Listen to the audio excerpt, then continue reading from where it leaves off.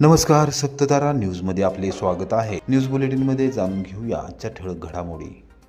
महायुतीचे उमेदवार खासदार श्रीमंत छत्रपती उदयनराजे भोसले यांच्या प्रचारार्थ कोरेगाव शहरात श्रीमंत छत्रपती सौ दमयंती राजे भोसले यांचा प्रचार दौरा नामदार महेश शिंदे यांनी विरोधकांचा घेतला समाचार। सातारा लोकसभा मतदारसंघातील महायुतीचे अधिकृत उमेदवार खासदार श्रीमंत छत्रपती उदयनराजे भोसले यांच्या प्रचारार्थ रविवारी सायंकाळी श्रीमंत छत्रपती दमयंती राजे भोसले यांनी भाजप नेते डॉक्टर सौ प्रियाताई महेश शिंदे यांच्या समवेत कोरेगाव शहरात सर्वसामान्य नागरिक, महिला आणि युवा वर्गांशी संवाद साधला। सुभाषनगर परिसरात कोपरा सभा झाली, त्यामध्ये आगामी वाटचालीबाबत सूतोवाच केले। कोरेगाव शहरात सायंकाळी श्रीमंत छत्रपती सौ दमयंती राजे भोसले यांचे आगमन झाले। त्यांनी डॉक्टर सौ प्रियाताई महेश शिंदे यांच्या समवेत पदयात्रेद्वारे शहरातील नागरिक आणि महिला यांच्याशी संवाद साधण्यास सुरुवात केली। ग्रामदैवत श्री भैरवनाथ मंदिरात दर्शन घेतल्यानंतर त्यांनी परिसरात पदयात्रा काढली।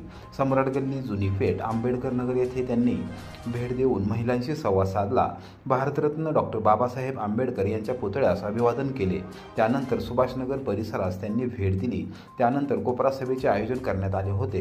कृष्णाखोरी विकास महामंडळाचे उपाध्यक्ष नामदार महेश शिंदे, डॉक्टर सौ प्रियाताई महेश शिंदे, श्रीमंत छत्रपती सौ दमयंती राजे भोसले, जिल्हा नियोजन समितीचे सदस्य राहुल प्रकाश बर्गे, कोरेगाव विकास आघाडीचे अध्यक्ष तथा प्रथम नगराध्यक्ष प्रशांत उर्फ राजाभाऊ बर्गे, उपनगराध्यक्ष सुनीलदादा बर्गे, माजी उपनगराध्यक्ष जयवंत पवार, ज्येष्ठ विधिज्ञ चंद्रशेखर बर्गे यांच्यासह मान्यवरांनी मनोगत व्यक्त केले।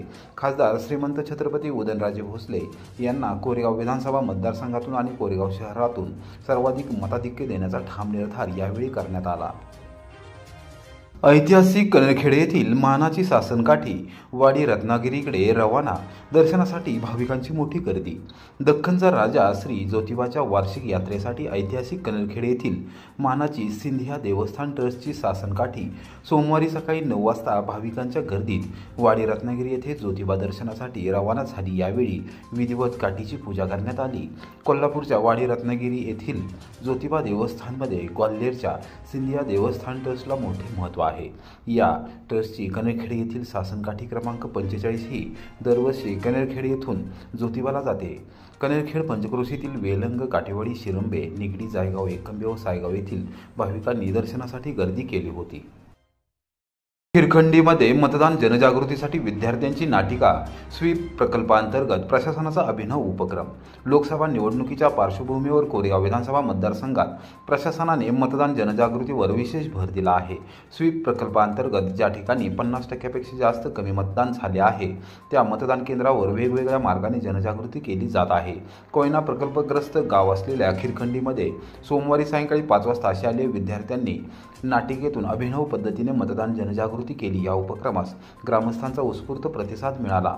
सहाय्यक निवडणूक निर्णय अधिकारी तथा प्रांताधिकारी अभिजित नाईक व अतिरिक्त सहाय्यक निवडणूक निर्णय अधिकारी तथा तहसीलदार डॉक्टर संगमेश कोडे यांच्या मार्गदर्शनाखाली नोडल अधिकारी सुजित कुमार इंगवले आणि विस्तार अधिकारी यशेंद्र क्षीरसागर यांनी मतदारसंघामध्ये मतदान जनजागृतीसाठी मोहीम हाती घेतली आहे।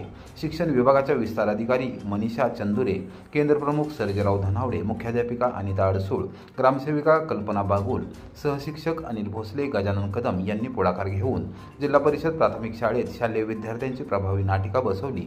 मतदानाचे महत्त्व अधोरेखित करणाऱ्या या नाटिकेतून ग्रामस्थांचे प्रबोधन झाले। पालकांनी देखील विद्यार्थ्यांचा अभिनय पाहून आनंद व्यक्त केला। गावातील नवमतदारांचे स्वागत करण्यात आले। मुख्याध्यापिका अनिता अडसूळ यांनी मनोगतामध्ये मतदानाचे महत्त्व विविध उदाहरणे देऊन सांगितले।